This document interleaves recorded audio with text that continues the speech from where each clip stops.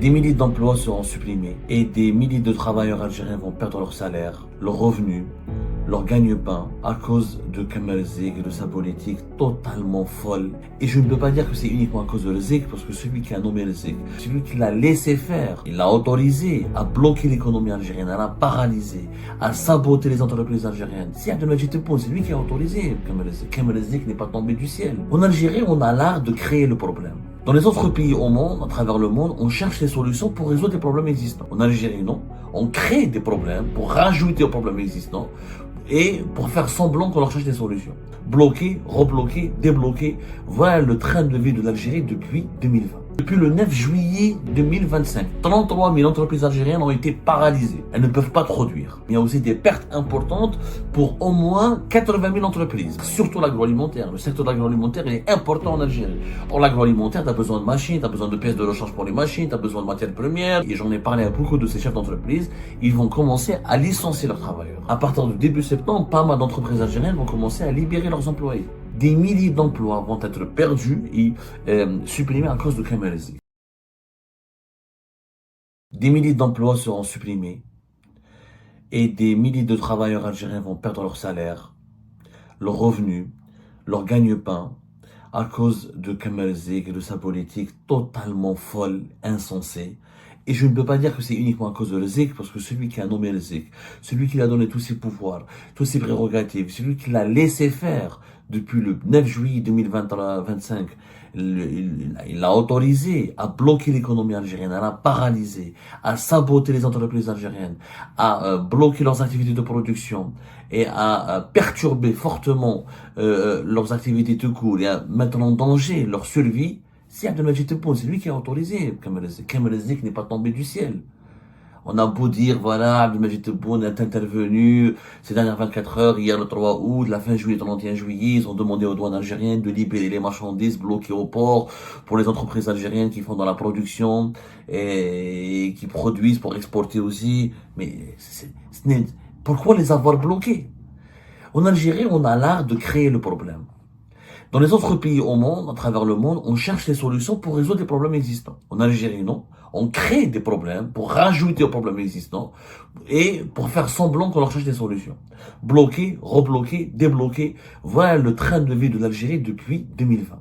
Depuis la mise en place par Abdelmajid Tebboune, à travers Kamel Zik et d'autres de ses collaborateurs, d'une politique restrictive, autoritaire, coercitive et limitative des importations, pensant que si en s'attaquant au problème des importations, qu'on va préserver les réserves de change et sauver le pays. Un pays ne se développe pas en important moins. Un pays se développe lorsqu'il y a une croissance économique, lorsqu'il y a un dynamisme économique, lorsqu'il peut exporter beaucoup plus, même s'il importe, mais il exporte plus, ou même s'il exporte autant que ce qu'il importe, et s'il a des exportations diversifiées, des revenus en devises diversifiés, à ce moment-là, ce pays peut se développer. Qu'est-ce qui se passe depuis le 9 juillet 2025? En bloquant et en ciblant les entreprises de production, c'est-à-dire les entreprises qui sont en Algérie spécialisées dans la production, qui produisent. Ils sont pas des entreprises c'est pas les commerces, c'est pas le secteur tertiaire, c'est pas les secteurs des services, c'est pas le commerce, c'est pas les hôtels, c'est pas les restaurants, c'est pas les commerces tout court, les activités de production. En Algérie, on recense, selon les statistiques officielles, 180 000 sociétés actives dans les domaines de la production, qui exercent leurs activités dans le domaine de la production. En Algérie, on recense 364 activités de production, selon les statistiques du Centre de registre de commerce. Du CNS et le Centre national de registre de commerce, donc du gouvernement algérien. 186 000 entreprises de production. Ces 186 000 entreprises de production, c'est essentiellement du privé. 63% de l'emploi en Algérie, c'est le privé, c'est pas le public. C'est vrai que son attract c'est important, c'est vrai que son gaz c'est important, Air Algérie c'est important, mais c'est pas eux qui recrutent le plus. C'est pas l'État qui recrute, c'est le privé. 63% des salariés algériens sont payés par le privé. Dans les 186 000 entreprises algériennes qui ont des activités de production ou qui travaillent, qui développent des activités productives, il y a au moins 42 000 entreprises qui exercent dans cette activité de production et d'exportation. C'est-à-dire qu'il y a 42 000 entreprises qui produisent et qui peuvent exporter ce qu'elles produisent.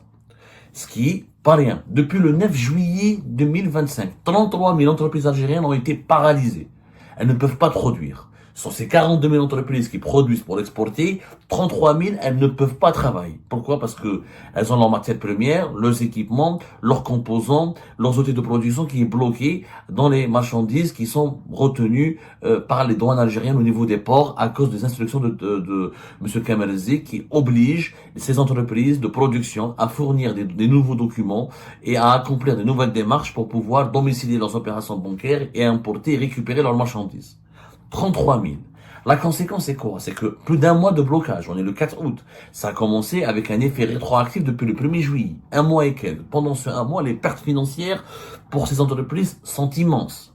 On parle d'au moins 33 000 entreprises qui exportent et qui produisent, mais il y a aussi des pertes importantes pour au moins 80 000 entreprises, parce qu'il y a 79 000 PME et PMI en Algérie qui sont dans le domaine de la production et produisent des petites pièces de rechange, des vêtements, des meubles, de la production, l'agroalimentaire, surtout l'agroalimentaire. Le secteur de l'agroalimentaire est important en Algérie. Or, l'agroalimentaire, tu as besoin de machines, tu as besoin de pièces de rechange pour les machines, tu as besoin de matières premières, tu as besoin de composants pour l'emballage, on a toujours besoin, dans une activité de production, d'importer certains, ce qu'on appelle les intrants. Certains composants, certains intrants de production. Donc c'est important. Là, il n'y a pas, encore une fois, un pays ou une entreprise au monde qui peut, encore une fois, produire 100% de son produit sans passer par une importation depuis l'étranger. Ça n'existe pas. Les intrants, il y a toujours des éléments qui rentrent dans la production, on a besoin de les importer. Que ce soit une matière première, une machine, une pièce de la machine qui doit produire. L'industrie, c'est de la machine, c'est des équipements, c'est des logiciels, des logiciels informatiques, des logiciels de comptabilité, des services de prestation, pour la facturation, et toujours quelque chose qu'on doit importer. C'est pas possible. Donc, on a 79 000 entreprises PME, PMI. Ces gens-là, toutes ces entreprises sont aujourd'hui contraintes, menacées, et j'en ai parlé à beaucoup de ces chefs d'entreprise, ils vont commencer à licencier leurs travailleurs. À partir de ce mois d'août et septembre, beaucoup d'entreprises ont mis en congé sans solde leurs entreprises. Il y a des périodes, heureusement c'est la période de congé. Je pense que ça a été délibérément bien choisi par le gouvernement algérien. Ils ont dit que on va attaquer les entreprises, on va leur restreindre leurs activités, et on va les soumettre à des nouvelles opérations de contrôle et de surveillance de leurs activités d'importation au plein mois d'août et de juillet. Il y aura la période de congé, comme ça ils pourront pas limoger, licencier leurs travailleurs parce que il y aura pas beaucoup de raisons en congé. Mais à partir de septembre, c'est le retour. On est le 4 août. Les congés, c'est à partir de la deuxième moitié du mois d'août, fin août. Les gens commencent à rentrer pour reprendre leur travail. À la rentrée, il y aura les impacts, les préjudices financiers importants que les entreprises algériennes ont subis vont les obliger à limiter le nombre de leurs employés.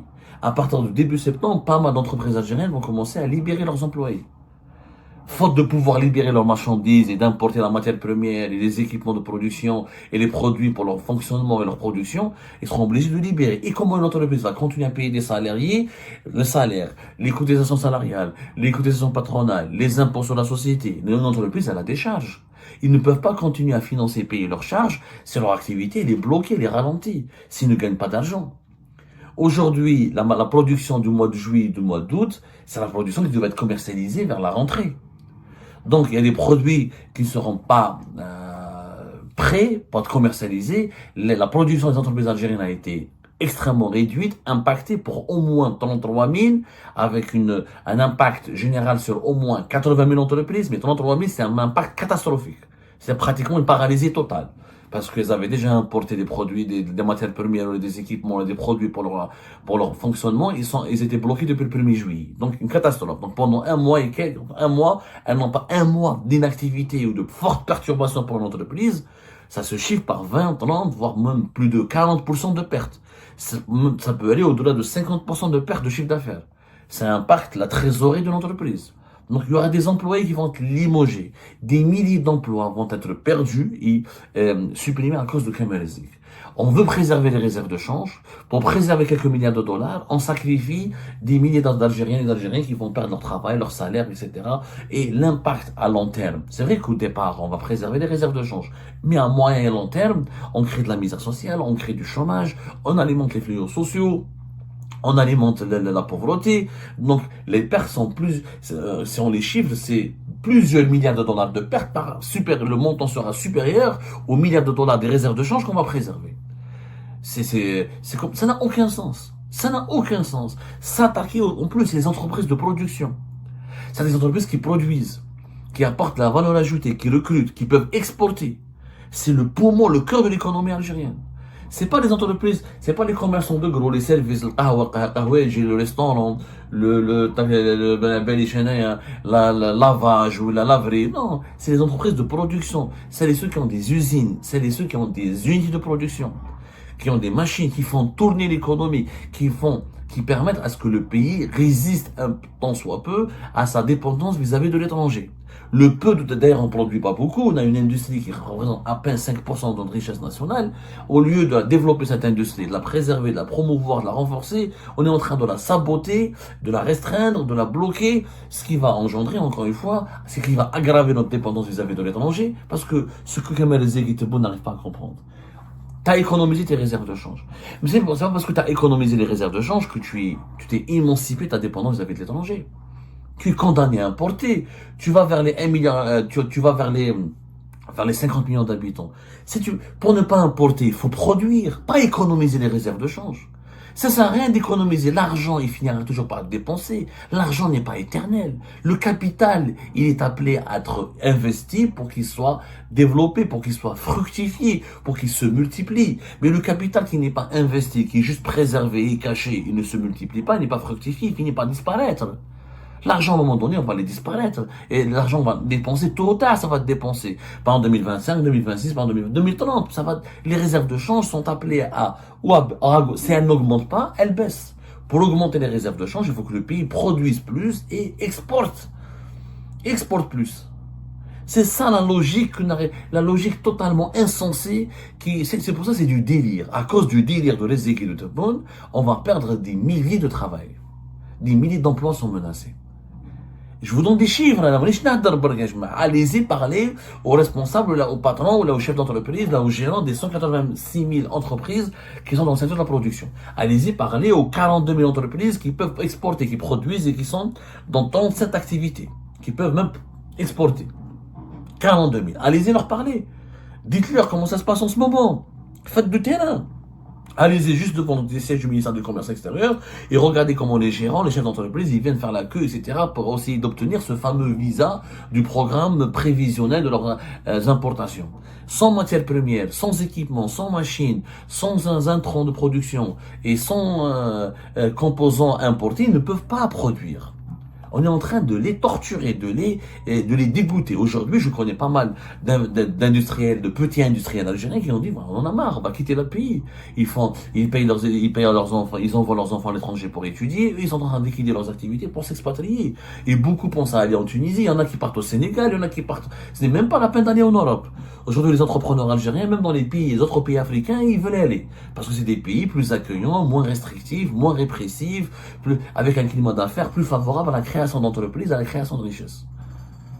La situation, elle est désastreuse. Des milliers d'emplois en ce moment, et je pèse mes mots. Et si vous ne me croyez pas, allez-y sur le terrain.